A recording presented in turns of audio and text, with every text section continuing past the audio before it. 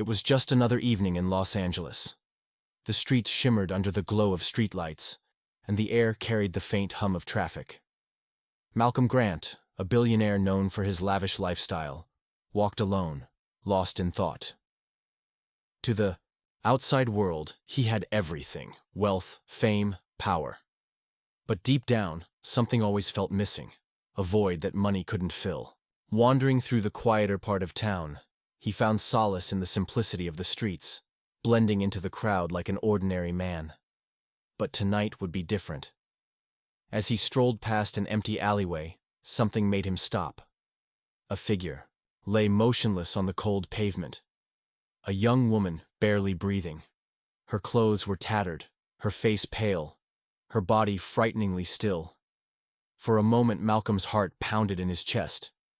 Was she? He shook off the thought and rushed forward, kneeling beside her. "Hey, can you hear me?"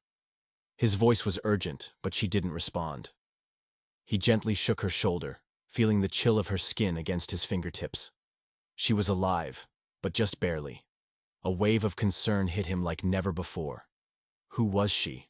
What had happened to her? Without wasting another second, he grabbed his phone and called for an ambulance. As he waited, he slipped off his expensive jacket and draped it over her fragile body, shielding her from the night's cold. He didn't know why, but he couldn't bring himself to leave her side. It was as if fate had led him here, right at this moment. When the paramedics arrived, they worked quickly. One of them turned to Malcolm and said, "She's alive, but she's in bad shape." A strange sense of relief washed over him, but it was quickly replaced by something else, an unshakable feeling that he needed to see this through. "I'm coming with you," he said, climbing into the ambulance without hesitation. At the hospital, time seemed to crawl. Malcolm sat in the waiting room, restless. He had no idea why he cared so much. He didn't even know her name. But something about this girl made him feel connected. When the doctor finally approached him, his face was serious. "She needs a blood transfusion," the doctor said. "Her type is extremely rare, AB negative. We don't have any in stock." Malcolm didn't even think twice. "Check mine," he said. Minutes later, the results came back. A perfect match. As he watched his own blood flow into her veins, he felt an unfamiliar emotion, one he couldn't quite name. This wasn't just an act of kindness, it felt like something bigger, like destiny. And then, the next day, when she finally opened her eyes and whispered her name, Amara, Malcolm had no idea that this moment would change his life forever. But nothing could have prepared him for what came next. Because when his mother saw Amara for the first time, she turned pale, her hands trembling, her eyes filled with shock. And then, she spoke the words that changed everything. "It's you." My God. It's really you. Malcolm's heart pounded as he stared at his mother. The way she looked at Amara, shocked, overwhelmed, sent a shiver down his spine. Amara, still weak, shifted uncomfortably in her hospital bed, confusion written all over her face. "What do you mean?" Malcolm asked, his voice low, almost afraid of the answer. Evelyn Grant, a woman known for her grace and composure, was visibly shaken. Her eyes brimmed with tears as she took a trembling step forward.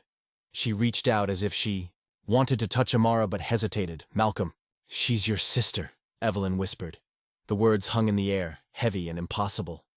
Malcolm's mind refused to process them. His sister? That didn't make any sense. He had no siblings. He had been an only child his entire life. Hadn't he? Amara let out a nervous laugh, shaking her head. "No. That can't be right. I don't remember anything like that." Evelyn turned to her, eyes filled with an emotion that was both joy and deep sorrow. "You were too young to remember. You and Malcolm. You were twins." A sharp silence filled the room. Malcolm felt like the ground beneath him had shifted. A twin? He had a twin sister all this time and no one told him?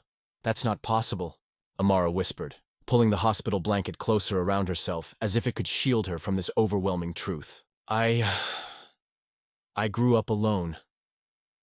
I don't remember having a family." Evelyn swallowed hard, her voice breaking. You were taken from us. You went missing when you were just 3 years old. We searched for years, but we never found you." Malcolm felt a storm of emotions rise inside him. Anger, confusion, disbelief. "You never told me?" he demanded. "You never even mentioned that I had a sister?" Evelyn's eyes filled with regret. "We didn't want you to grow up with that kind of pain, Malcolm. We didn't want you to live with the weight of knowing we lost her. We tried everything to find her, but eventually, we had to accept that she was gone." Amara, her face pale, looked down at her hands, slowly, as if pieces of a puzzle were coming together. Fragmented memories surfaced. Dark rooms, unfamiliar voices, the feeling of being unwanted. "I don't remember you," she admitted, her voice barely above a whisper. "But I remember being trapped. I remember being punished for crying. I remember being told that no one wanted me." Malcolm clenched his fists. Someone had taken her. Someone had stolen his sister away and let her suffer all these years.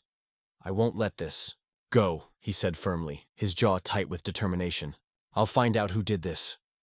Days later, Malcolm hired private investigators. He needed answers. How did Amara disappear? Who took her? Where had she been all these years? Weeks passed, and the pieces of the mystery began to unravel. Amara's abduction had not been random. It was planned. The man responsible was someone close to the Grant family, a former business associate of Malcolm's late father. His name was Gerald Blake. Gerald had once been a powerful businessman, but a failed deal with Malcolm's father had ruined him. In a desperate act of revenge, he had orchestrated Amara's kidnapping, planning to ransom her back.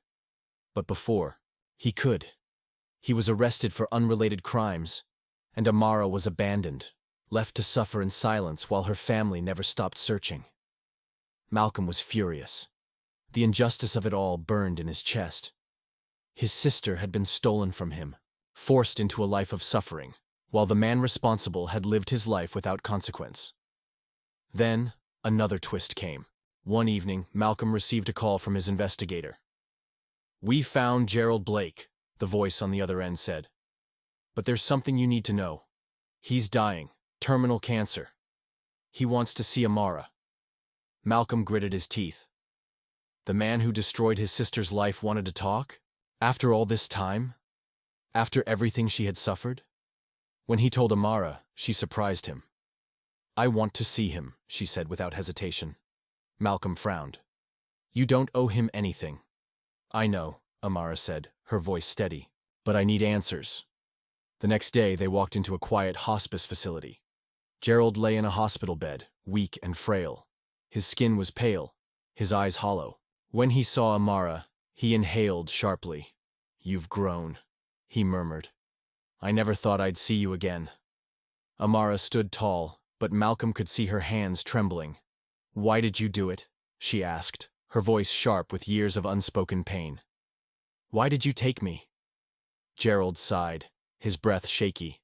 "Revenge," he admitted. "I wanted to hurt your father, but it got out of hand. And then I didn't know how to fix it." Tears filled Amara's eyes, but she refused to let them fall. "You ruined my life," she said. "You stole everything from me." "I know," Gerald whispered. "And I'm sorry." For a long moment, there was only silence. Then, Amara took a deep breath. She had spent years carrying the weight of what had been done to her. But in this moment, standing before the man who had destroyed her childhood, she realized something. She was free.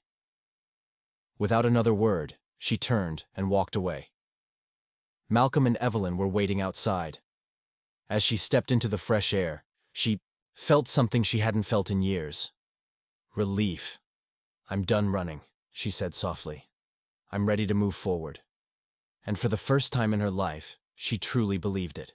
As Amara stepped out of the hospice, the weight on her chest felt lighter. For years, she had carried the burden of an unknown past, but now she knew the truth. It didn't erase the pain, but it gave her something she had never had before: closure. Malcolm walked beside her, silent, watching her carefully. "Are you okay?" he finally asked. She turned to him, a small, tired smile forming on her lips. "I think I am," she said honestly. Evelyn reached for her hand, squeezing it gently. "You don't have to figure everything out right now. Just take it one step at a time."